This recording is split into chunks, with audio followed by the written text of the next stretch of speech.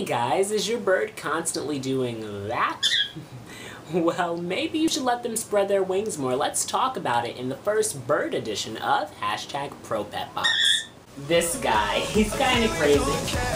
He has learned so much that when I'm near him, you'll see him randomly waving, and it's the cutest thing. His bright orange cheeks and loud tweets aren't the only thing that light up the room. That's because he's got this awesome, not-care personality that speaks louder than words. If he's not happy with something, he's not afraid to say it. He's Rowan, and he's a professional pet. So before you open your birdcage door and let your bird fly around, I recommend sticking around to the end of the video. Brian Durba asked, if I ever had a pet bird, would I let him/her fly around my house? Thanks, Brian. Great question. You have an awesome YouTube channel for leopard geckos people. You should check him out, and he might get a bird, I guess. So let's answer his question. I wanted to talk about Brian's direct question first. Yes, you would let your bird out around the house. There are many people that clip birds' wings.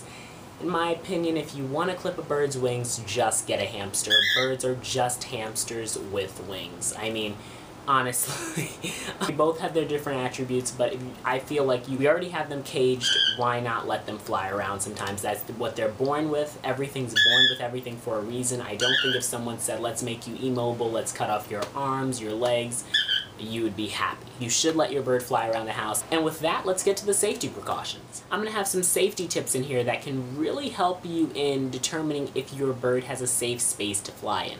That's what we're gonna start with, the space. There are tons of different spaces in a house, from the bedroom, the living room, the kitchen, entertainment rooms, man huts, whatever you wanna call it, basement, attic. Where should your bird go? That's something that you probably determined when you were getting your bird, but you might not have put that much thought into it, and I'm here to tell you why it's severely important for when you let the bird out of the cage. Okay, so when you're letting your bird out for the first time especially, the space should be the space that the bird has been in for a while, so that's probably where the cage resides. That's preferably where the cage resides as well, because he needs to be used to the space, used to the area, feel the space, feel the energy, and be able to move and navigate around it. He also had the chance to have seen where certain things are and probably have found a landing spot besides the cage. You want the bird to know the space, and this space cannot be the kitchen. I cannot tell you how bad it is if your bird's cage is in the kitchen. Now, you want the bird's cage to always be somewhere where someone is, so that's the living room. That's probably an entertainment room. Probably your bedroom if you spend a lot of time in it like me. It has to be somewhere where there are people, especially for cockatiels, which are social birds. Let's go back to the kitchen. The problem with the kitchen is you have a bunch of things in there, like fire, like non-stick chemicals, like avocado, like chocolate, different veggies, different things that your bird cannot eat. And if you left the kitchen and your bird were to see it and touch it, they could possibly die. There's something I like to call a drop spot. Birds, I think, just happen to have them where, like, little spaces where your bird, if it crashes into something, gets hurt while flying, will just drop in that spot. My bird has one of those, as you're seeing now. It's pretty scary because usually there's small spaces where your bird will fall, and you've got to go in there and pick them up, which is another reason that you got to tame your bird, because in emergencies you don't want the bird just sort of going crazy. To continue, once again, back to the kitchen. Those things in the kitchen can kill your bird, so back to the space. You don't want things in the kitchen to kill your bird, so you're going to look for places where family is, where you are, safe for your bird to be. There can't be fire in that location. So if your living room has a fireplace and you are constantly using it, don't put your bird cage there, because you're not going to be able to let it out there.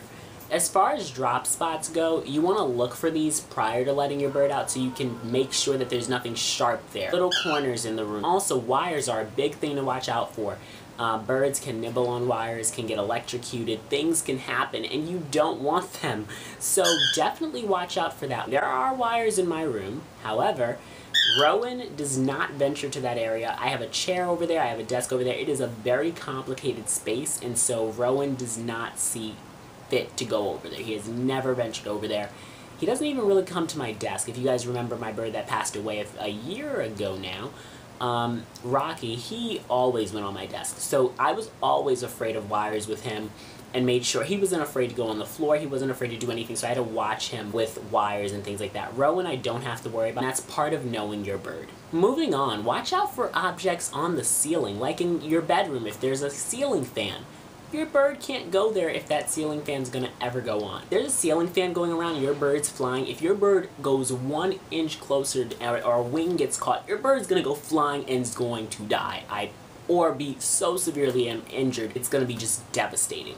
So I promise you, do not put your bird out, especially in a room with a ceiling fan. Even if the ceiling fan's off, think about it. If your bird comes in with enough speed and hits that ceiling fan's gonna rotate. And if the back part, this next, I don't know what it's called, but like the next leaf of the ceiling fan hits the bird from behind and it just sort of goes into motion, that could hurt. You wanna watch out for hot lights on the ceiling. If your bird touches it by accident, it's gonna burn, especially if the light's been on for a long time. Personally, I have a lot of natural light coming in at all times in my room, especially besides night. I have a lot of natural light because I have really 2 big windows. Now, moving on to windows. Windows are scary. The reason windows are scary, birds don't realize that there's a window there.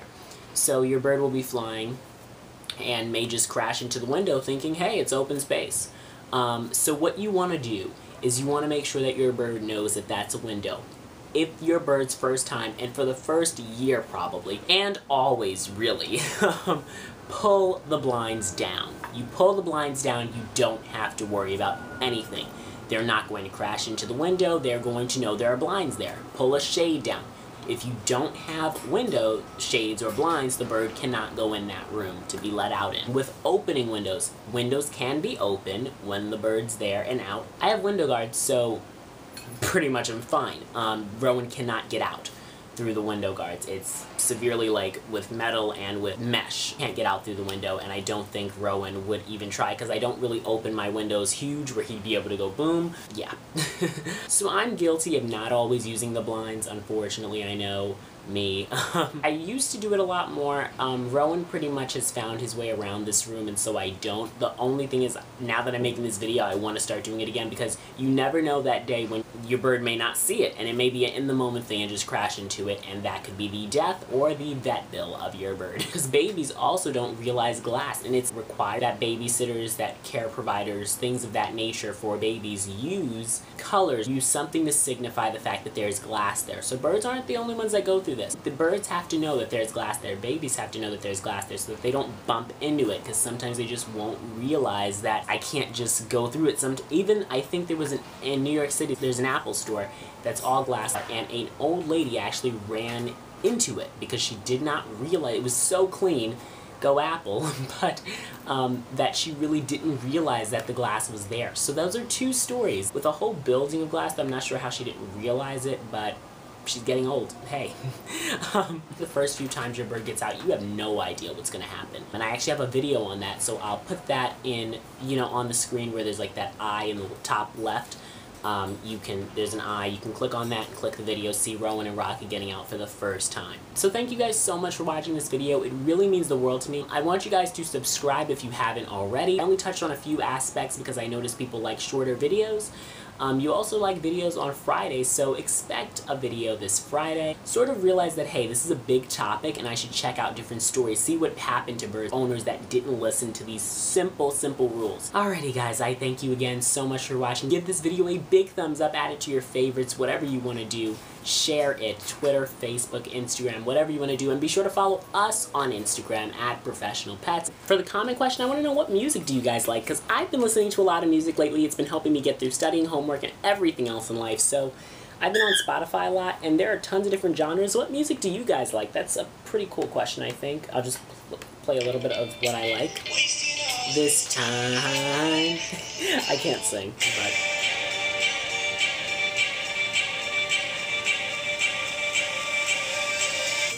Okay. So that's it. Remember to answer the comment question. The best responses will be in my next video. And with yet another hashtag ProPetBox completed, I like to say, this is how we hashtag ProPetBox.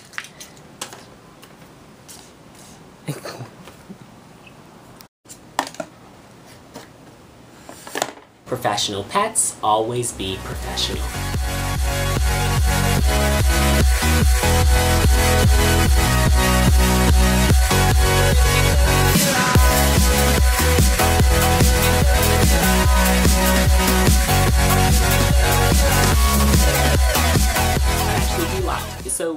definitely always That's what happens when the phone rings and I'm filming, because I get so annoyed. It's just not even funny.